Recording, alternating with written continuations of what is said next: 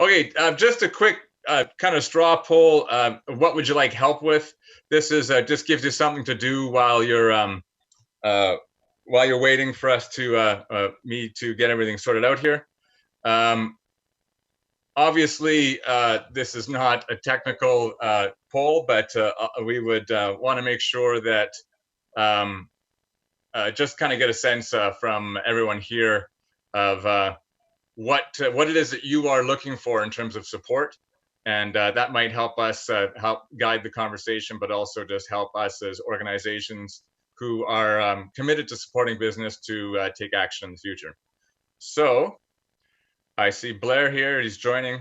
Um, so we'll be able to get started in just a minute or two. Thanks for everyone who's taking part in the poll. Just got a few of you now, so if we're going to end that in just about a minute, just give Blair's computer a chance to get acclimated. Now, Blair, when you arrive, you'll be muted, so you'll need to unmute yourself.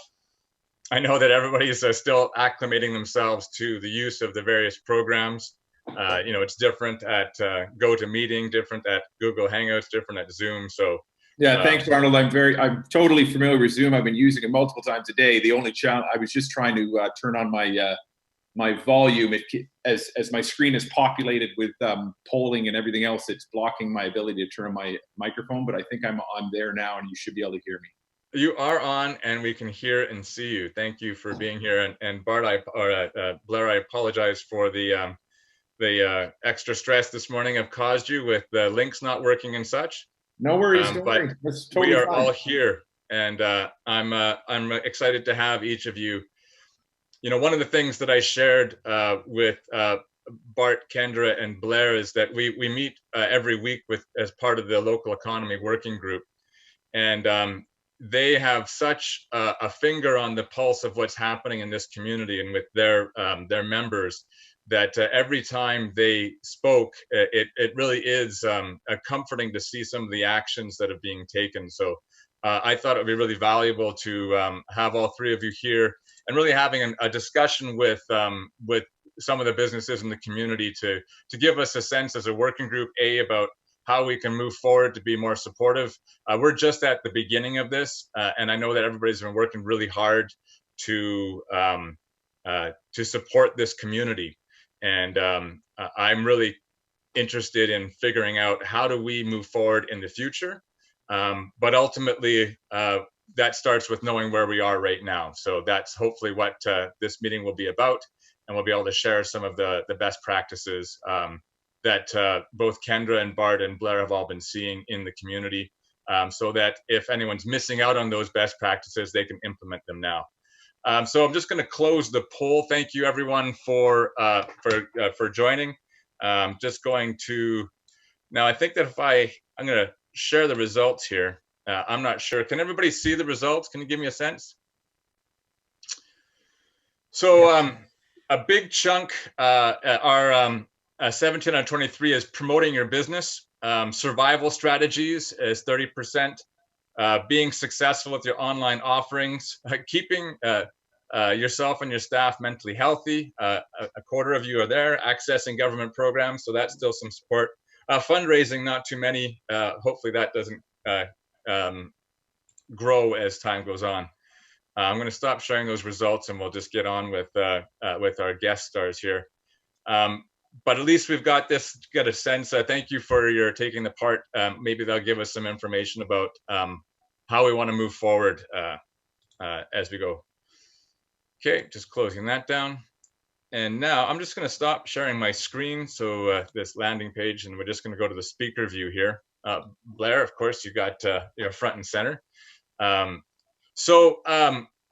I guess the first thing I'd like to just touch base with each of you and find out, I guess, from your perspective, what is the state of business in New West? Or another way to put it is, what are the actions you've been taking since kind of the shutdown?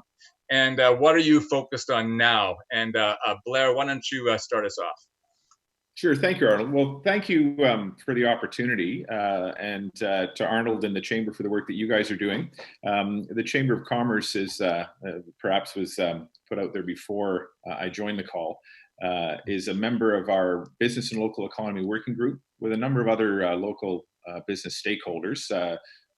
My colleagues also serve with me on that committee, working group. But Kendra and Bart, obviously from the Downtown and Uptown Business Association. Also on our working group is Stephen O'Shea from the Arts Council, Jessica Schneider from the Massey Theatre Society, Lavana LeBray from the West End Business Association, Guy Cyprian representing Saperton Business Association, Barb Fairbrother from the Tourism New Westminster. So we've got a really great collection of business stakeholders which have been working with us and were working with us from the outset of the COVID-19 pandemic on strategies and initiatives and issues that we would be running into with COVID social distancing protocols and the other significant impacts it has had on our local economy, and really work together to advise staff as well as council on initiatives that we can take to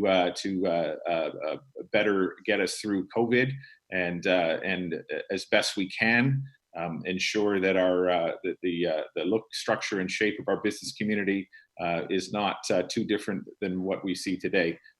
However, we're under no illusions that this pandemic has caused a massive impact and upset in business communities across around the world, and you know, we're going to see some of that obviously here in New Westminster, and we're hearing it now.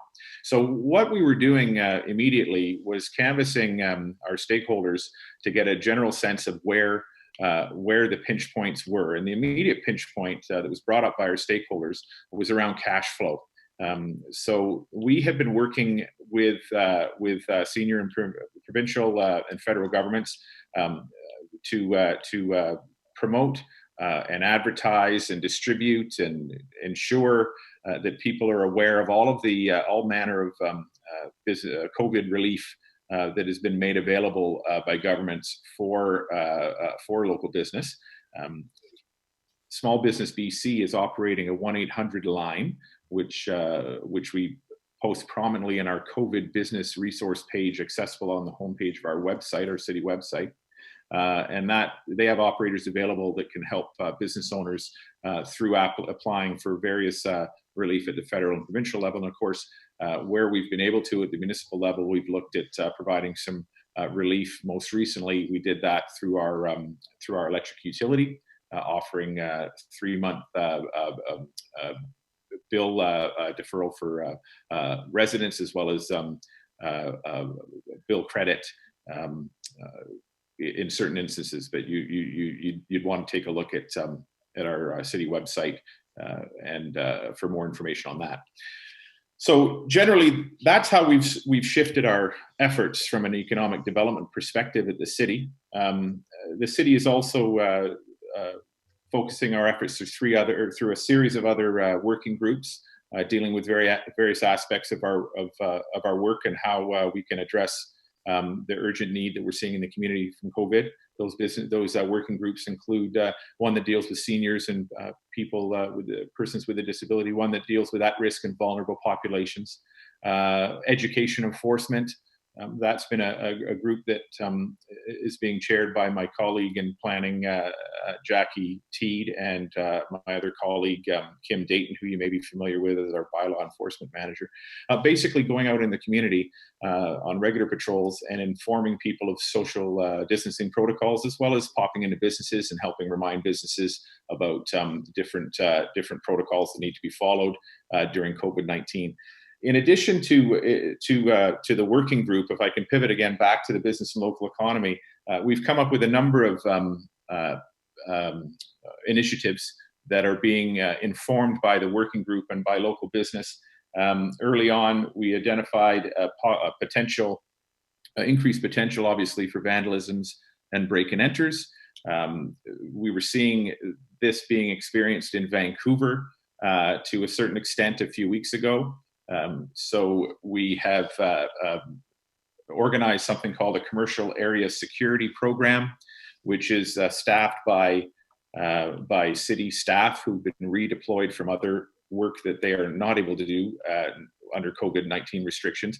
And essentially every evening there's teams of staff and city vehicles that patrol our commercial districts, essentially acting as eyes on the street and contacting New Westminster Police if they see anything. They've been on patrol for the last 2 nights, and it's been relatively quiet so far, so we keep our fingers crossed. A couple of other quick things that we've done through our Support Local campaign, which we urge all our stakeholders to participate in and amplify with us. And by way of this meeting, we'll invite everybody else on the call to check out the Support Local resources if you haven't already. Basically promoting the need to shop and patronize businesses locally now. There's never been a more important time for that. And to support that, support the Support Local campaign, we've developed a website, or basically retooled our Invest New West web address to direct business owners and nonprofit owners to a listing service where you can list your business, as well as the measures you've taken to adjust your business and broadcast it out there to the community. And then very quickly, conducting business check-in calls. City staff have regularly calling every day every business license holder in the community. We've completed 1,500 calls as check-ins for business owners. And continue to develop business resources through our collaborations with the working group. So I know that was a big introduction. That's a quick rundown and some of the things we've been working on. There's a few others as well, but I hope that maybe we can unpack them a bit throughout this conversation. Thanks again, Arvin. Thanks, Blair. I know, and I apologize for not being a great facilitator, throwing you under the bus and giving you such a broad topic to talk about. I mean, there's so much effort. It feels like it's a bit, understated. All the work that you've done. I know you've been working around the clock, so to try and encapsulate all that in a few short minutes is really difficult. I think you did a good job.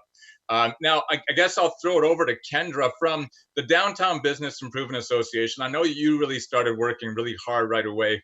What are some of the things that you started with, and where are you kind of focused on now in terms of supporting your members? Sure. Thanks for having me, Arnold. So again, my name is Kendra. I'm the Executive Director with the Downtown US Business Improvement Area, or BIA. We represent about 500 businesses and 200 property owners within our district.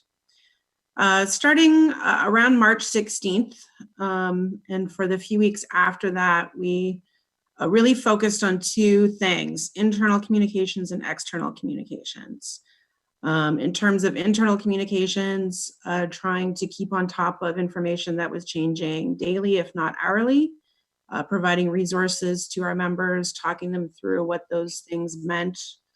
And then in terms of external communications, we spent a lot of time tracking the status of businesses, whether or not they had decided or had been mandated to temporarily close. If they were changing their business offerings. We've seen a lot of innovation and a lot of businesses getting very creative out of necessity. So we spent a lot of time tracking that and marketing that to the community. People want to support local, and so we've done our best to get the word out about all of our amazing businesses and what they're doing to operate safely during this time. I'd say over the last couple of weeks, and your poll speaks to this, is there has been a shift in thinking. I think people have gotten over the shock of what's been happening and have started to think more long term. Like our businesses, we've started to think more long term in terms of marketing, and are starting to brainstorm some ways to do that over the summer. We know that there will be more changes coming, hopefully, and some businesses will have to adapt again to whatever the new provincial orders are in terms of operating certain types of businesses safely. And so, like our businesses, we're looking at ways to market them and support them over the summer. It won't be business as usual. Obviously, we won't be putting on our big events like we usually do. So we're able to use other resources we would typically put into that, into doing more small scale things for our businesses. Thanks, Kendra. That's great. I think that is it is kind of a sentiment for me, this idea that, we were in such crisis management and damage control at the beginning, but now there's this kind of sense of the calm before the storm. You're starting to see some of the announcements of plans from the various provinces about what reopening might look like. And I think that that's giving some information, and I hope to talk about more about that in a few minutes. But before we go there, I just want to throw it over to Bart. Bart is has a couple of positions. He's not only his job is managing the Uptown Property Group, but he's also the president of the board for the Uptown Business Association. That's right, isn't it, Bart? You're the president, right? That's correct. Yeah. Arnold. Okay. Just wanted to make sure. So Bart, from the Uptown perspective, I think that I've seen some of the similar things that you've been doing as Kendra. But what have is there anything different you want to mention that you've been actions you've taken? Because I know it's a different kind of demographic Uptown than downtown. What have you been doing since the beginning, and what are you focused on now? Well, I won't copy everything that Blair and Kendra have already been saying. Absolutely, the first was the shock and the adjusting to the closures and those things. But I think people are indeed beyond that point now, and we are now kind of in a holding pattern, and we're trying to kind of figure out the future. What we find we're spending a lot of time on right now is really hand-holding, is really trying to work with the individual business owner, whether that's retail, a restaurant, or an office tenant, and say, okay, let's look ahead. How is this going to go? I think everybody's now coming to the realization that this is not a quick fix. This is not something that's going to be over in a couple of weeks or 2 months or something like that. I think also people are starting to now realize that there is a really fundamental shift that will affect the retail sector, the restaurant sector, and even the office sector, that this is not just a blip that we will look back at. I think this will be, this pandemic will be the impetus for very significant structural change.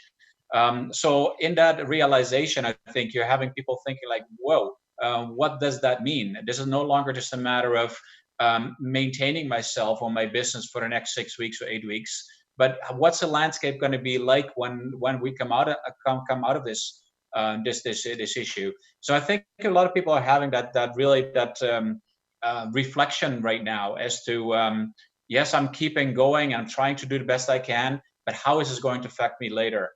So yeah, I think adjusting is really the name of the game. This is no longer a status quo or holding pattern. This is now like looking ahead and saying, how can I be successful in this new environment that is going to be in front of us? Absolutely, make sure I'm not unmuted. Yes, I am.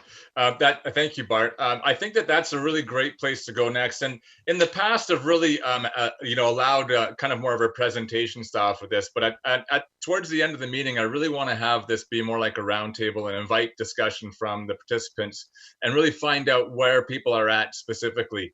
But I'd like to just throw it back to you guys for a second and just say what innovations or how have businesses been pivoting? Just some examples of that you've specifically seen, if you have any, so that we can share that with some of the organizations. It might be like a service provider, someone in retail, maybe someone in food service, or a different kind of service. But what are some of the innovations that you've seen that might be worthy of pointing out?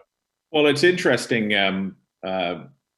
It was interesting the first couple of weeks, and I think it's been touched upon. There was this period of craziness where we were all trying to figure out what this meant and how to adjust.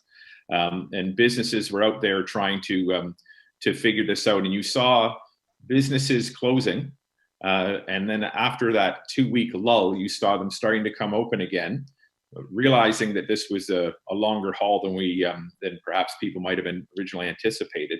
And then you're seeing some of these adjustments around how to offer their services protocols. So the one thing, and I realized this because it caught me off guard because I thought they were closed, but a great new Italian restaurant in Uptown, New Westminster.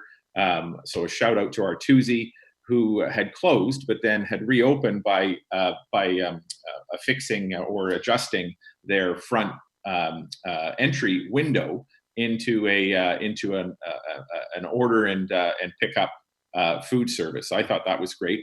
I've seen in various other essential businesses, as well as businesses that are allowed to stay open, provided they're following protocols, all kinds of necessary innovations, from rearranging their furniture in such a way that it's impossible not to obey social distancing, to customizing plexiglass shields at the checkout. So there's all kinds of innovations happening within the community following these protocols. And what I'm really hoping we get as we continue to move down this road is that we're doing a lot more sharing from business to business around what we've learned and throwing tips out that way. In this case, there's enough of us, there's enough people working on this challenge out there that we should be able to share our successes as opposed to have to figure it out by mistake and by trial and error ourselves. That's Blair. That's great. Hopefully you didn't steal one of Bart's examples for innovation. Kendra, now you've got a lot of great, and you talked about your innovative businesses. Maybe you want to point out a couple or a few that you think are doing it really well in terms of innovating or pivoting? Sure. I think a lot of the restaurants have had to get pretty creative, and we've seen restaurants like Piva or Craft Cafe or even Kelly O'Brien's offering grocery items online. Sometimes hard to find baking items that are sold out in traditional grocery stores. So some of the restaurants are trying to pick up some of that business. Kelly O'Brien's has also recently introduced meal kits, which I thought was quite smart. So they've chosen a few of their most popular dishes, and you can order meal kits to make those at home. I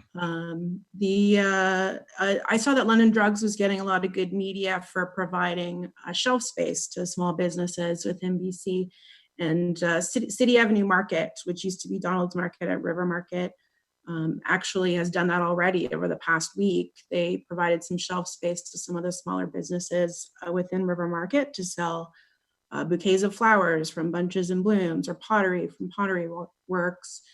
So a lot of businesses working together and collaborating, which I think is smart. Another great example is retail going virtual, and Mila & Page down on Columbia Street as being a terrific example of that. She's hosted a virtual wine and shopping party every Thursday night. She will try on the items that people want to see. She will answer questions about products, take calls and take orders, and that's been very successful for her. We've also seen a lot of services moving to virtual options, online consultations, whether it's with a naturopathic clinic, a spa, or even a hair salon. I just got an email from my hair salon, Zoom, this morning saying, unfortunately, you can't get your hair done this week as previously planned, but we're happy to jump on a Zoom call with you and talk to you about products that can help you get you through till we can see you. So really over communicating with customers and giving them lots of options is good. Yeah, I think there's lots of free ways to promote businesses now more than ever. There's a ton of people stepping up, digital marketers, all kinds of the big brand websites like Daily Hive or Georgia Strait, who are offering free promotion to businesses. I think whether that's not traditionally your way of marketing yourself, you should jump on board to all of those free resources as well. Thanks, Kendra. I think those are some great examples. I hadn't heard about the River Market collaborating for small business. I think that's really great. And I think that's one of the things that I would love to see as we go down the road is really having that as an inquiry. How do we, as organizations, collaborate to support each other? Because I think that is going to be one of the keys to surviving down the road. How do we group our promotional efforts? How do we find ways to to share non-competing customers? That's always been something that I've been passionate about, and I think more so now than ever before. Bart, I feel bad you're always on the end of the list here. I think I'll have to start with you next time because ultimately, they've taken all the thunder. But Bart, is there anything you've got a bunch of different stuff? How about some of the offices that you've seen or things like that? Any innovations that you care to share? Well, there's definitely a lot of change happening in the way people look at their office space. People are looking at how do I incorporate physical distancing into my office environment so I can kind of move back into the office and resume business. People are definitely realizing that, yes, the transition to working from home has gone relatively smoothly, but they definitely see the pitfalls and the lack of productivity, the lack of being able to maintain that corporate culture, the creative brainstorming that's happening. So there's definitely a big push that I'm sensing right now about trying to get back into the office. And there's a lot of dialogue happening within companies right now about what does that look like? How can we get people back into the office, and how can we make sure that everybody is safe? The other thing that I thought was really interesting to observe is that in the end, it's not about what we as business owners, well, of course, it's what we do as business owners and government to try to create the right environment. But what it really in the end comes down to is, does that, number one, that employee have the confidence to move back into that environment? Does that customer have the confidence to revisit that establishment, whether it's a restaurant or a retailer or any other establishment? We have to do a really good job, I think, in communicating the actions that we have taken to reassure our customers and our employees that yes, we are open for business and it is a different environment, but this is what we have been doing, and you can be assured that come back and we're going to make sure that you're safe. I think that's great, and I think that's a really great. I mean, you talk about innovations. I've seen a few businesses really post, here's what we're doing online to keep you safe. And I know that from a personal perspective, ordering takeout, I get concerned about that. Obviously, you're bringing something from outside the home to inside the home. But when I've come to websites and seen, here's what we're doing, here's what we've increased the number of disinfectants, and we've of course always done the food safe. It gives me more confidence to click that button and order. So I think that what you said about making sure that customers and employees know that there's actions being taken to keep them safe, I think that's going to be a critical innovation for businesses to do. Have you seen, in terms of communication or communication strategies, have you seen that something that's working better than others from the perspective of and I'd actually like to open it up to even all the participants and see, is there someone who's taking an action that, is this Katrina, are you sharing that? Oh, she's sharing her screen there. So yeah, that's neat. Nice people doing nice things. Sorry, I got hijacked there for a second there. I'm just going to stop that share. Thank you very much for pointing that out. But make sure if you guys could do that, I appreciate those things. Let me see stop participant sharing. Just let me know if you're going to do that, because I think that's helpful. Otherwise, it derails my conversation. But I have a hard enough time finishing a sentence, never mind someone interrupting like that. But really specifically, people talked about needing help with promotion. And so, you really saw how important it was for businesses to create communities, whether it be online or with marketing. How are people kind of engaging those communities now, or growing their community when they're fighting for access? Do you guys have any insight into that? I didn't really prepare you for that question, so I'm happy to speak to that. Go for it. I think some of the businesses that are really struggling right now are those that didn't have much of an online presence at all. And so they've had to learn a lot in a short period of time and really try to pivot to this idea of digital marketing and online marketing. And it doesn't have to be complicated. I think in New West, as we've seen in several communities, there's a lot of great Facebook groups that are popping up that are really all about this, about creating community. Helping Hands New West is a great example. There's people there every day who need help, and residents that are stepping up to help in one way or another. Getting involved in those communities and not outright promoting your business, but just engaging people and making them aware, stepping up to help out when needed. There's one of your board members, Quinn Waddington, started a Support Local Facebook group that's all about businesses who can promote themselves. These are really free, easy ways for people to engage community and start building up their online communities. In New West specifically, and I've had people from other communities and other BIAs mention this, we have a really strong online connection to community.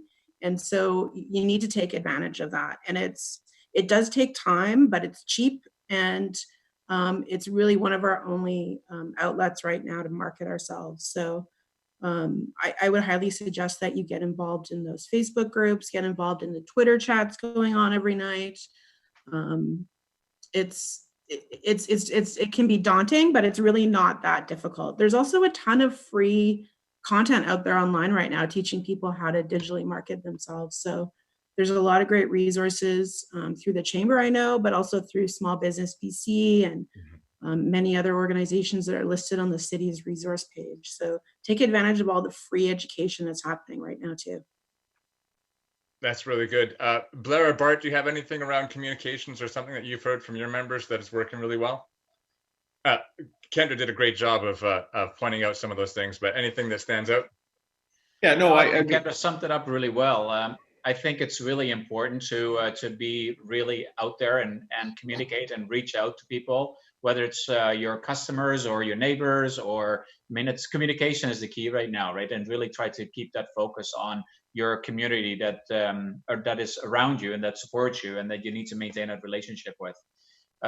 It's actually interesting to observe for us. We have a bit of a presence in downtown Vancouver as well. I find the way New Westminster has responded is way more community focused, and is all these things that you're mentioning, Kendra, have really, like, the scale of the community, the character of our community has really enabled that. Whereas in Vancouver, you don't see that, and it's really encouraging, really, to see how New Westminster has responded and continues to be in that front. Yeah, picking up on that. That is our competitive advantage, if you will, especially during this time. It was absolutely, I'm reflecting on this, it was not surprising to me that when we decided to establish working groups at the city level to address COVID, that when I was asked to chair a business and local economy group, I didn't have a question in my mind that I wasn't going to be able to mobilize that quickly with complete support and willingness to participate by our biz stakeholders. As a matter of fact, I think I made that call sometime on a Monday morning, and we had an 8:30 conference call lined up with a working group ready to go at 8:30 the following morning. So yes, community is great. It's extremely significant here in our city, which makes us such a great community to live, work, and play. But yes, harness that. Connect with your fellow business owners, connect with your community, connect with your neighborhood. Yes, we're social distancing, but there's ways to do that. And again, don't overthink the need to launch and completely retool into an online store by Monday or in 72 hours. Don't give yourself false deadlines. Understand that as we go through this, it's going to take some time. There's when we get over applying for all of the relief programs, and we begin to start shifting our current business offerings, it's also an opportunity. And I'm saying this because I had a conversation with a business owner in town in New Westminster with significant business interest, large one, who said that this was actually finally occurring. It was occurring to him that he had an opportunity now to really take a look at his fundamental business operations, things that he had thought he might want to do or take advantage of, but just didn't. It was always sort of over on the side of his desk. It's an opportunity to really take a look at that in the context of COVID-19 as we move forward, and retool, reposition your business where you can. And I think that's great. Ultimately, that's the benefit of a time of change, is that you get the opportunity to change the things that weren't working. I'm going to open it up pretty quick. I just want to quickly say we're going to look at some easing of the restrictions, I think, pretty quickly. I know that on the BC Chamber call last week, they're expecting, yesterday, time flies. They're expecting the Premier to actually make some announcements early next week, and it might even be Monday. So, and you've seen some of the other provinces lay out their plan. I can share the one that Saskatchewan has done. I know there's going to be a made in BC solution, so it probably won't be the same. But how are your businesses preparing for the easing of restrictions? Is there something or some actions that people can be taking now? Maybe Bart, why don't you start? I'll give you a chance to. Yeah. So, like the distancing part is all about reducing density. So it's about density in your store. It's about density in your restaurant. It's a density in your office space. So obviously that's how do you limit the number of people coming in, and how do you do that? How do you, like in the office world, it's very much about scheduling right now. I mean, maybe not everybody should be working Monday through Friday, 8 to 5. Maybe we should push that density out into some people working weekends or taking out different days off. there's very much a re-examining happening about the various tasks within a business. I mean, are there certain tasks that we can continue to do having people work at home, and for which tasks do we need people to in? So people are definitely examining the way they operate. They're also examining their physical space, making sure desks are farther apart, making sure that they limit a maximum number of occupants on a meeting room, push as many meetings, continue meetings online instead of coming back into a habit of having all the meetings happening in your office. So there's a lot of thought and a lot of dialogue happening about creating that level of confidence and adjusting our business so that the employee is comfortable coming back and is not going to get, there's not a chance of getting infected anytime soon. That's really what's happening in the office world. Obviously, restaurants, we've already seen restaurants adjust with takeout delivery. I think it will be a very significant reduction in the number of tables and chairs. That will have a significant impact on the profitability or viability of that restaurant. I think restaurant prices will go up very significantly. There'll be a significant amount of business failures in that particular sector, no matter what the temporary solutions that are in place right now. Those temporary support, rent relief, small business loans, those will only go as far as it takes us. But there's going to be an end of that. And what does that new reality look like? And can you change your business to be successful in that new environment? And I think that's where people need to start moving into next, is to, what does that new environment look like?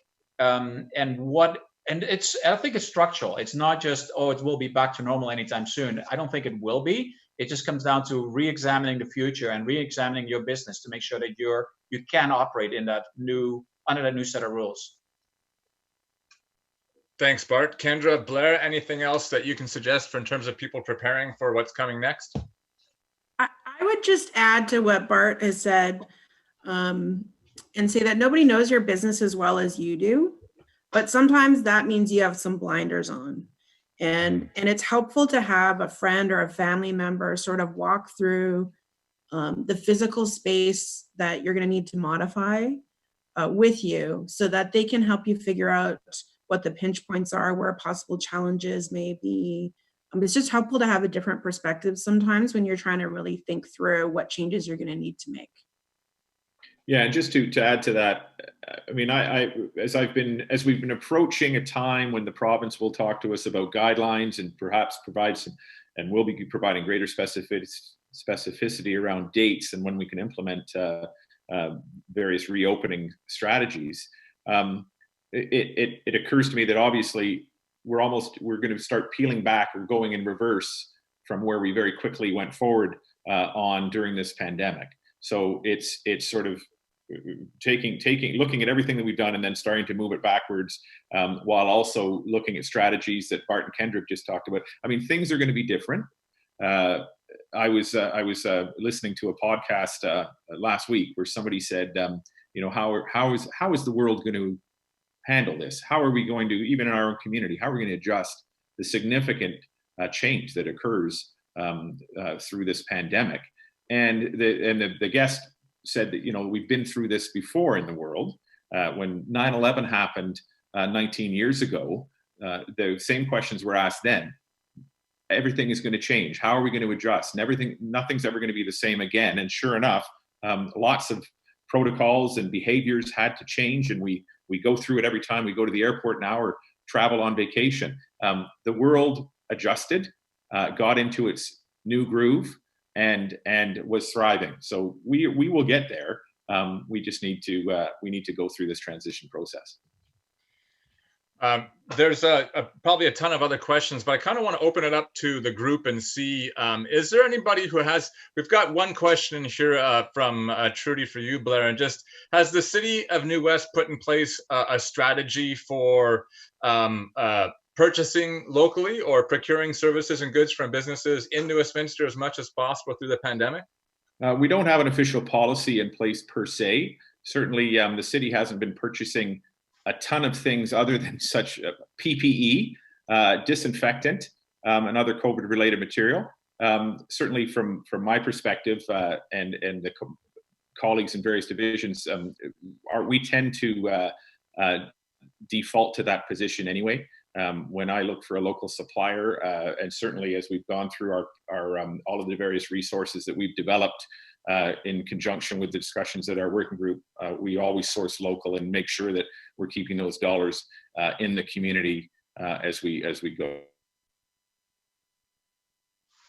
Excellent. Did I lose you, Bart? Or Bart? Why do you guys have two B's? It's really, I have enough problem with executive function right now. I think we lost Blair for a second, but I think everybody's still working. Can everybody still hear me okay? Thumbs up. Cool. Blair's back. Great. I have a question for everybody. What question do you have for this group, or do you have some suggestions that you would like to see how the community responds, or what we would like to do as a business community to support each other? I just want to open it up to the participants and give you an opportunity to either ask questions or make suggestions, but just really have an open dialogue right now. Not all at once. I have a question, Arnold. Go ahead. Is that Trudy? Yeah, it is. Hi. Go for it. So my question is around, I was thinking about restaurants and hospitality and even our retail spaces and the need to social distance on our streets. And I'm wondering if there is some consideration being given to closing down some of our streets that are heavy commercial areas to personal traffic so that we can have more walkable spaces, and perhaps our food service people can create more outdoor seating that way that's more spaced out, that allows more customers to come into them. I'll take that.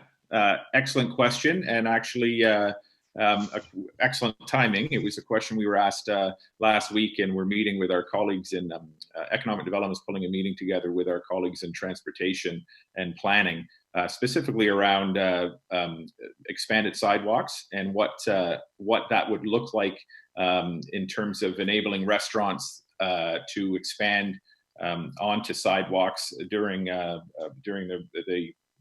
recovery phase of COVID. So we've got to work on that. In terms of allowing for greater social distance on our streets, people who've been uptown and out in North Road will see that we've made some adjustments already to enable greater social distancing. I'm thinking in particular at 6th and 6th, where between the alley at London Drugs and 6th Street, we've taken out parking spaces and put pylons along there to make sure that people can social distance. And I know that our transportation division is tackling this issue right now in terms of what we need to do to ensure more space for pedestrians and cyclists in the community as we continue to go through the pandemic. And we look forward to having more information on that coming days and weeks. Thank you. Great. Does anybody else like to jump in with a question or a concern or an idea? Hi, Arnold. It's Bridget Mayer from Harmony Animal Training and Behavior. Hi, Bridget.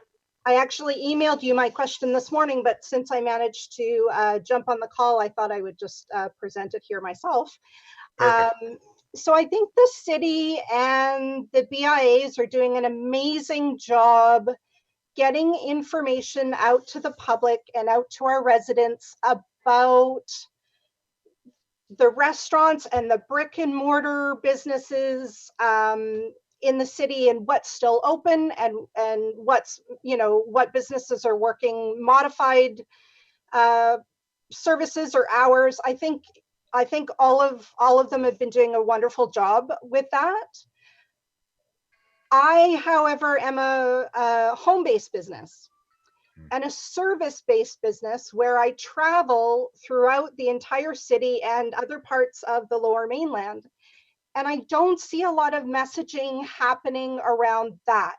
I don't have a brick and mortar space where I need help with rental subsidies or anything like that. But I think a lot of sort of really small micro businesses that are service-based and home-based in the city are really struggling. And certainly not just within New West. all over the place. And I'm wondering if there's any messaging that can be done from the city to sort of highlight some of those types of businesses, because I'm not sure that the residents are going on to the Invest New West page and actually looking for services there. They're more focused on, you know, I don't feel like cooking dinner tonight, so, you know, where can I grab a quick takeout kind of thing. But because we're in this time of social distancing and physical distancing, I can't meet with clients. Yes, I'm doing some work virtually, but essentially our revenues have fallen to zero. So it's been really challenging, and I just don't see a lot of messaging coming out around that. And because we don't have a physical location, we're also sort of omitted from the BIAs as well. So they can't help us either. So that's my question / concern.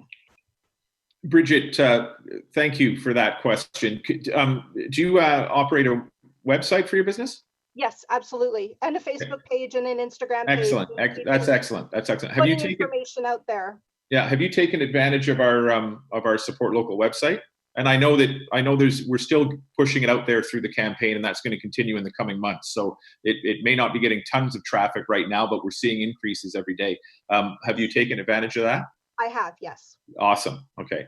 But duly noted in terms of home-based, when we our staff that are going through and having conversations with our business license holders are calling into home-based businesses as well. And I've just taken down, we'll add that to an agenda for a discussion in our working group in terms of what tactics we could perhaps employ to give greater assistance to home-based businesses beyond the Support Local stuff. Perfect. That'd be great. Thanks so much, Blair. Bridget, I think that's a great question. You know, the mission of the Chamber is to connect, support, and inspire the local business community to reach its full potential. And I think that out of all of the people here, we're probably the ones that you fall into in terms of support. So if there's something that I can do, but it sounds like right now, you're not able to do your business due to the restrictions, but once they're eased and you are able to connect with and resume, then it's really about kind of getting that support and that messaging out there. And so if that's the case, then I think that's something that is, I know that I've had conversations with the various organizations and community leaders on how do we help people get the word out about what they're doing. If they really need an uptick of customers, if the Support Local campaign is, how do we get to the engaged citizens to make sure they're taking care of our local businesses? And so that's something that we're really focused on in the coming months. So keep in touch, and as we're ready to reopen, give me a call and we'll see what we can do for you. And just to note, thank you very much, Arnold. And just to note, I've moved everything online, as have most dog trainers in the Lower Mainland and across North America and everywhere else that I'm dialed into. So there are a lot of things that we can do online.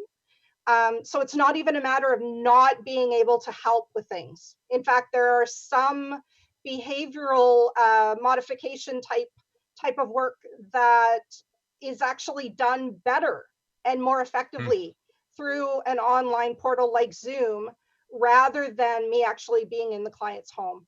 So just so you're aware of that as well. Okay, great. Well, then we can get that process started right away. We're coming close to the end of our time. I've asked for an hour I know everybody's extremely busy. I would love to have more conversations. I'm just going to see if I can manage to share the one thing I wanted to share with everybody was, let's see here, the Reopen Saskatchewan plan. And I'm just going to put this, if you haven't seen it, it might be helpful to have a read. I put it into the chat, and the only reason why is if you haven't read it, it really gives you a sense of what are the restrictions they're expecting to continue, and what is their layout plan for who's going to get opened when. They've started talking about kind of the medical services first, and then more personal services, and then going groups from there. But that, we can't obviously predict exactly what the BC government's going to do, but I think that might give you some insight as to what might be coming down the road in the very near future, and might spark some innovation for you. Oh, it says the file link is on your desktop, able to send the file. I think that was actually it's part of the Saskatchewan, so membership download. Okay, well in that case, I will send it out to everyone who's registered if you can't access that. I thought it was online. So I'll send that link out if you haven't seen it, or you can just go and find it yourself. It's on the Saskatchewan.com website, but it's a pretty good, I think, indication of what we have in store. Before we shut it down, I just want to say a big thank you to Bart, Blair, and Kendra for being featured here and taking the time to put themselves out there and answer questions. Is there anybody else, anything we want to kind of end with in terms of questions or concerns, or what you'd like to see in the future? Okay, great. From the chamber perspective, I'll just give a quick promotion to what we're working on. Is we're getting some marketing experts. Mary Lou Neidel from In-House Media is on right now. Give a shout out there. She's one of the experts that we're going to give access to. So basically, it's for businesses to get some of their questions and challenges answered with regards to bringing their business online, whether it be email marketing or social media, content marketing, e-commerce, and really trying to give you a real-time support and as much as possible support some of our local experts in that area. The other thing is tomorrow we have Michael Anhorn from the Canadian Mental Health Association talking about mental health leadership. And really it's just about a conversation is how, as an organizational leader or community leader, do you make sure that your own mental health is staying strong? How do you support people who are in crisis? He has many, many years as a crisis counselor, and so he'll be bringing some people on to make sure that conversations, and for us to really understand how do we take care of each other as a community, not just from a financial perspective, but also from a health and well-being perspective too. And the last thing is that I think that there's some really great ideas for collaboration and how to bring people together and to help with promotion. And so those are some of the things that we're going to be focusing on in the future. And I know that this community is really doing a great job of finding ways to work together to do that. And so I think if anything comes out of this is the idea that as a community, we can be more collaborative in our processes to support each other's success. And that's my sincere hope that will be the silver lining in the pandemic and the shutdown. Final words. Actually, each have 30 seconds each. Kendra, Bart, and Blair. What's making you feel optimistic right now? And we'll go with Bart first, so that you can't steal his thunder. I'm just so surprised, pleasantly surprised with the level of cooperation. A lot of creativity out there right now. A lot of people having the time to re-examine their businesses and looking into the future. Yeah, it's been a bit of a negative period, of course, as everybody's kind of adjusted to the shock. But I think there's a lot of good thinking going on, a lot of good cooperation, a lot of good communication happening between people and organizations. So I think we're well set up to adjust as we move forward in the new reality that we're facing all. Thanks, Bart. Kendra? Now and always, I am always motivated and inspired by all of the amazing business owners that put everything into what they're doing. And now more than ever again, inspired by their creativity and also their level of cooperation and collaboration with each other. Direct competitors are working together. And we talked earlier that New West is sort of known for the sense of community, and I think that's really strong among the businesses as well. Yeah, and I would support both Bart and Kendra's comments. Certainly, the theme of collaboration has been long and strong, loud and strong in this community and during this pandemic. I guess the thing that has really struck me is how well it has worked. How reaching out to our business stakeholders, how reaching out to individual businesses, how just sort of reaching out and connecting has become a positive experience for everybody. And I just I think New Westminster, out of every Canadian city, I think is going to weather this well. There's going to be some changes. There's going to be some adjustments. There's going to be some definitely structurally in our local economy. But in terms of overall impacts, I think that by sticking together as we have, by collaborating as much as we have and will continue to, I guess that's what makes me feel most positive and most eager to get to work every morning. Thanks, Blair, and thank you everyone for taking the time to be with us today. Looking forward to future conversations and also actually just talking to each of you tomorrow on our working group call. And looking forward to finding ways for this community to come together. And hopefully the Chamber will play a big role in that. And that's what I'm going to work towards every day. Thanks, everybody. I'm just going to go ahead and say goodbye. And we'll see you all next time. Thank you, Arnold. Bye, everybody. Thanks, everybody.